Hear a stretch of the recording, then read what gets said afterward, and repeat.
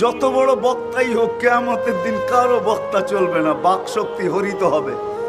আল্লাহ বলবে কাউকে বলতে দিব না, বলতে দিব না। তোমরা দুনিয়াতে বলছো, আমি শুনছি, আজকে আমি বলবো। আর যাকে বলার অনুমতি দিব সে বলবে। তারপরে আল্লাহ বলছে, হ্যাঁ দুনিয়াতে তো 9-6 চলছে, ঠিক না? একটা বলছে বুঝাইছে আরেকটা, ঠিক না? হ্যাঁ, ওই যে একটা প্রবাদ বাক্য আছে না, তাহলে বুঝলাম না চুলার ভাই, দেখাইলো ঢেকি মারলো নাই। তো দুনিয়া এটা চলে, ঠিক না? তো আল্লাহ বলতেছে ইল্লা সওয়াবা, ওই দিন সত্য বলতে হবে।